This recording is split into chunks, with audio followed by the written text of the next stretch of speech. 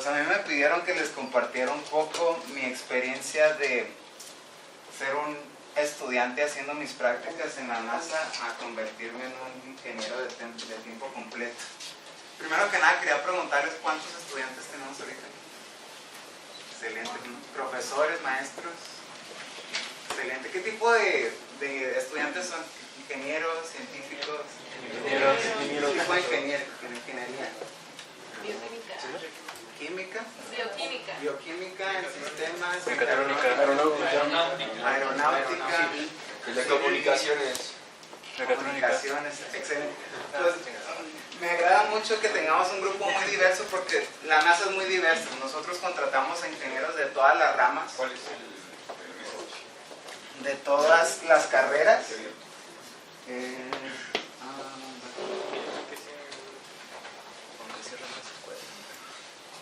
Y les voy a compartir un poco de lo que fue una de mis experiencias Esta es una presentación que tuve la oportunidad de hacer en el 2011 cuando hice mi tercer pasantía en la NASA. Y les voy a platicar un poco de lo que fue mi experiencia, cómo fue que entré y todo esto. Yo trabajé como ingeniero mecánico en el área de estructuras. Y esta de hecho es la posición que me ofreció un trabajo de tiempo completo en la que laboro ahorita.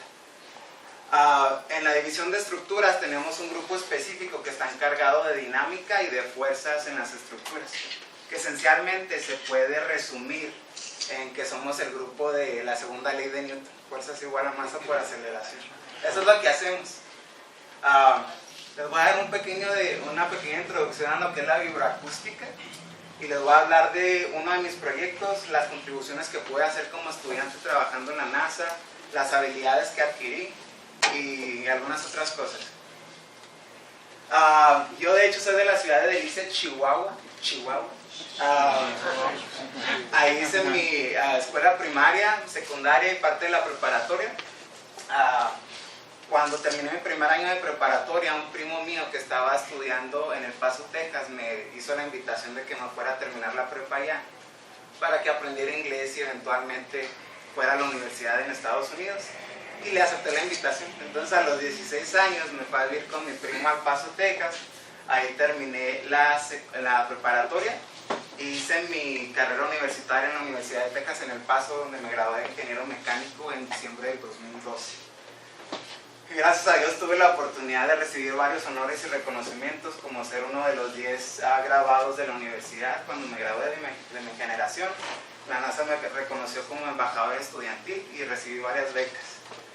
De experiencia laboral, como les digo, actualmente laboro como ingeniero aeroespacial en el área de estructuras para la NASA, pero estuve como becado desde el 2010.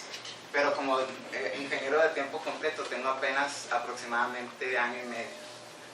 También, como parte de mis actividades extracurriculares en NASA, soy el presidente electo del grupo de trabajadores hispanos, que somos los que estamos tratando de impulsar estas iniciativas para que la NASA colabore con México y con otros países de América Latina.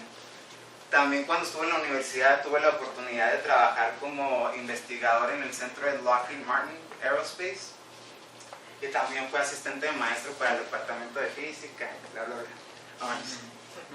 bla. En el 2009, cuando estaba cursando mi primer año de universidad, una maestra me mandó un correo electrónico compartiendo mi información de un programa de becados de la NASA. Y pues yo que venía de acá de México, que muy apenas sabía hablar inglés y todas estas cosas, como que tenía muchas inseguridades. Le dije a la maestra, no maestra, yo no quiero aplicar, yo no soy material para la NASA, todas estas cosas. Pero la maestra me empujó y ella fue mi mentora y me ayudó a llenar la aplicación, me escribió cartas de recomendación, todas estas cosas. Y a los 3 meses me llegó una carta de aceptación del programa de becados de la NASA. Tuve la oportunidad de hacer mi primera pasantía en el 2010 en el Centro Espacial Johnson en Houston. Y en el 2011 me ofrecieron hacer una pasantía en el centro JPL, Jet Propulsion Lab, en Pasadena, California. Y de lo que les voy a platicar ahorita es de la experiencia que tuve en el otoño del 2011 trabajando en el área de estructuras haciendo pruebas de vibroacústica para Orion. Estas son una de las fotos que quería compartir con ustedes de alguna de mis experiencias como becado en la NASA. Tuve la oportunidad de ver el último lanzamiento del transbordador espacial de Atlantis en el 2011. Tuve la oportunidad de visitar varios centros de la NASA. Como dijo Pedro, tenemos 10 centros en todo Estados Unidos. Y pues está bien ir a visitar y saber qué es lo que está haciendo cada quien y todas estas cosas. Tuve la oportunidad de conocer al astronauta José Hernández en una ocasión. Y pues estas son algunas de las fotos que quería compartir con ustedes. Les voy a dar una pequeña introducción a la vibroacústica y se los voy a hacer muy sencillo porque de hecho es un tema muy complejo. Mucha gente hace maestrías en el sonido, en ver cómo funciona el sonido y todas estas cosas. Yo era ingeniero mecánico, cuando hice esta pasantía estaba apenas cursando el segundo año de universidad. Entonces tuve que investigar y hacerlo entender, primero que nada para mí mismo y también poder compartirlo con otras personas que no necesariamente tienen maestrías en sonido. Primero que nada les quería preguntar, ¿cuáles fuerzas creen que se aplican en las estructuras cuando mandamos un cohete al espacio? ¿Alguien puede mencionarme qué son los factores que aplican fuerzas en las estructuras? La presión. La presión. Cuando va saliendo de la atmósfera van cambiando las presiones, ¿verdad? Esa zona, muy buena. Vibración. Las vibraciones son el causante de las presiones, sí, son el resultado de todas estas presiones. Cuando lanzamos un cohete al espacio también estamos expuestos al aire, ¿no? La aerodinámica. El aire también causa fuerzas en las estructuras. Y basado en la segunda ley de Newton, que es fuerzas igual a estas fuerzas van a causar una aceleración o una dinámica en la estructura. La estructura va a reaccionar a esa fuerza que está aplicada. El sonido también es una de las fuerzas que se aplican en las estructuras. Cuando nosotros lanzamos un cohete al espacio, la presión promedio que ejerce el sonido de los cohetes es de aproximadamente 150 decibeles. Cuando transformas estos 150 decibeles a pascales, que es la unidad que nosotros usamos para presión, son 632 pascales. La atmósfera en sí, la atmósfera sola, ahorita nosotros estamos expuestos a una unidad de atmósfera que es equivalente a 101.300 pascales. Entonces, si comparas la presión que está ejerciendo el sonido a la presión que ya tenemos nosotros ahorita aquí en la Tierra, pues es muy insignificante, es como 0.6% de lo que ejerce ya la atmósfera en nosotros. Entonces, ¿para qué es importante saber cuál es la vibración causada por el sonido? Esa es la pregunta y se la voy a contestar muy fácil. Bueno, puede pasar a la siguiente. La presión es igual a ¿qué? Fuerza entre área. Y la fuerza es igual a ¿qué? Fuerza por aceleración. Si tomas estas dos ecuaciones muy básicas y resuelves la aceleración en la estructura, la aceleración va a ser equivalente a la presión al área dividida entre la masa. Lo que quiere hacer la NASA cada vez que diseñamos un cohete es reducir la masa de los paneles, de los sistemas y todas estas cosas, porque entre menos masa mandemos al espacio, más barato es, porque gastamos menos combustible. Y entonces tratamos nosotros de reducir esta masa. Sin embargo, tratamos de maximizar el área. Tratamos de hacer el área muy grande, pero muy ligerita. Entonces, a pesar de que la presión ejercida por el sonido es muy pequeña, esta división entre área sobre masa, que la masa es muy pequeña y el área es muy grande, esto puede causar una aceleración muy grande en las estructuras. Y al momento de causar esta aceleración grande en las estructuras, podemos dañar a los astronautas que van viajando. Si vibran a cierta frecuencia, podríamos dañarles el cuello, la espalda, también los sistemas de navegación. Si vibran a cierta frecuencia, esos sistemas de navegación se pueden romper o pueden dejar de funcionar. Entonces, por eso es que es importante hacer pruebas de vibroacústica para entender nosotros cómo es que va a vibrar la nave cuando está siendo enviada al espacio. ¿Sí? ¿Claro? ¿Sí? Sí. Ok. Entonces nosotros hicimos unas pruebas con los paneles de la cápsula Orión para ver cómo iban a vibrar y para ver también qué tanto sonido absorbía el panel, porque también lo que queremos hacer es asegurarnos que el sonido que producen los cohetes no vaya a dejar solos a los astronautas. Entonces nosotros hicimos una base de datos con pruebas físicas de los paneles para asegurarnos que entendíamos el ambiente al que estaban siendo expuestos y la reacción que iban a tener las estructuras. Entonces yo hice una prueba de vibración en paneles de Lorraine. Lo que hicimos nosotros fue que usamos una cámara de sonido que replicaba el sonido de 150 decibeles a los que se iba a estar expuesta la cápsula. Hicimos, cada panel del Orion que utilizamos estuvo expuesto a una prueba de transfer function para ver cómo iba a vibrar y una prueba de transmisión de pérdida de sonido. Y los resultados, como les digo, nos iban a ayudar a entender estas vibraciones para asegurarnos que la misión fuera exitosa.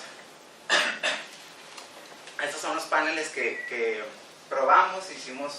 Probamos un panel de foam, ¿cómo se dice foam? Como espuma, y otro de un compuesto de honeycomb. Entonces estos paneles iban a ser parte del Orion y queríamos hacerles pruebas. Para empezar también en la cápsula, en la cámara de sonido teníamos que asegurarnos de diseñar un marco donde íbamos a montar el panel que no vibrara junto con el panel. ¿Por qué? Porque si vibraba este marco junto con el panel que iba a estar montado aquí, los datos que nosotros íbamos a agarrar de la prueba no iban a ser válidos, porque la estructura en sí, el marco iba a estar vibrando junto con el panel. Entonces lo que teníamos que hacer nosotros era aislar la pared del panel que íbamos a tener ahí probando. Entonces yo estuve envuelto en el diseño del panel, del marco, de lo que íbamos a hacer. Le pusimos sacos de cemento para aumentar la masa, porque si fuerza se igual la masa por aceleración. Si aumenta la masa, la aceleración se va a reducir. Entonces hicimos varias cosas. Entonces yo estuve expuesto al diseño del fixture. Otra de las cosas que teníamos que hacer también, que me asignaron a mí como pasante, era decidir cuántos sensores íbamos a montar en el panel y en qué lugares. Entonces, para hacer esto, primero que nada teníamos que hacer un modelo de elemento finito, panel element model, del panel, para ver las frecuencias naturales que iba a tener. Y las frecuencias naturales te dan una visualización de cómo va a vibrar el panel a cierta frecuencia.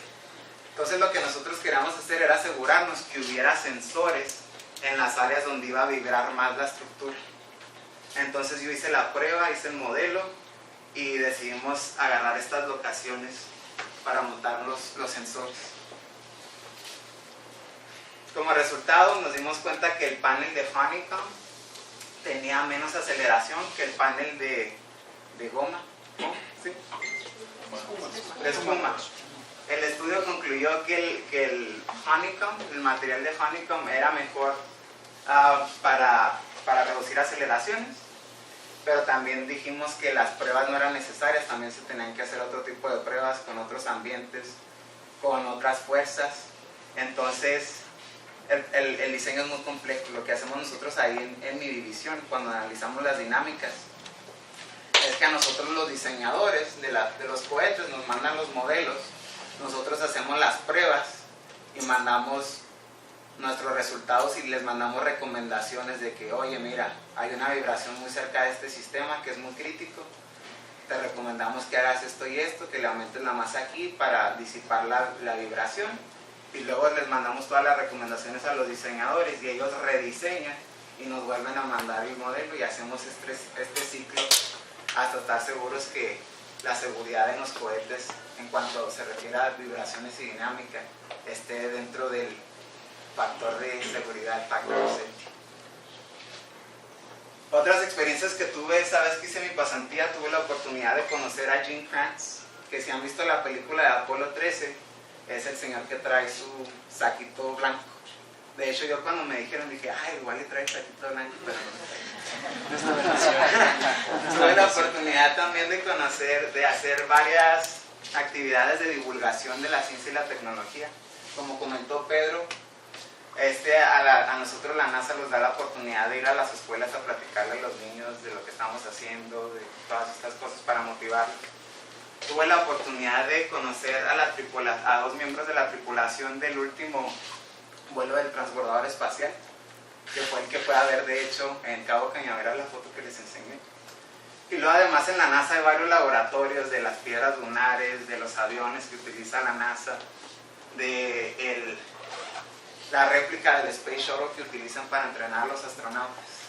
Y este es el tipo de oportunidades que les dan a los estudiantes que van a hacer pasantías ahí.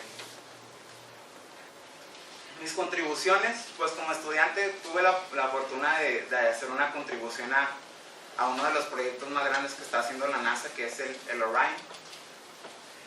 Tuve la oportunidad también de documentar todos los diferentes procesos de las cosas nuevas que estábamos haciendo para asegurarnos de que cuando entraran ingenieros nuevos, ellos tuvieran el conocimiento de cómo hacemos las cosas. Y pues también tuve la oportunidad de inspirar y de hablar con estudiantes acerca de la ciencia y de lo que hace la NASA. De las habilidades que adquirí, como les digo, yo era ingeniero mecánico. Los que conocen un poco de la ingeniería mecánica sabrán que la ingeniería mecánica es muy general. Es como que de las ingenierías más viejas, entonces te da conocimientos básicos de diferentes áreas, pero en realidad no se especializa en algo específico. Entonces yo tuve la oportunidad de aprender de las vibraciones, de la acústica, de las estructuras, de cómo funcionan los proyectos, de las diferentes fases y cosas que se tienen que hacer. También tuve la oportunidad de aprender diferentes software, Pro-E, Nastran, MATLAB, que esas son pues, habilidades muy buenas que te ayudan en tu currículum cuando vas a aplicar un trabajo, todas estas cosas. Tomé también cursos de análisis y diseño probabilístico y de unas herramientas que utilizan los astronautas. Como les digo, yo cuando me fui a Estados Unidos tenía muchos problemas con el inglés. Todavía los tengo. Entonces el hecho de estar trabajando ahí con ingenieros me dio la oportunidad de también sentir un poco más de fluidez y de confianza al momento de comunicar mis resultados técnicos. Aprender del trabajo en equipo. Yo creo que NASA es uno de los valores que te enseñan más, el trabajo en equipo. Nosotros ahí lo que hacemos los ingenieros hacemos cosas muy específicas, pero al final del día todos estamos trabajando para poder mandar astronautas al espacio, a Marte, a la Luna. Entonces, al final del día todos nosotros nos integramos y formamos parte importante y específica de lo que quiere lograr la NASA. Y eso es todo por hoy. Muchas gracias. Y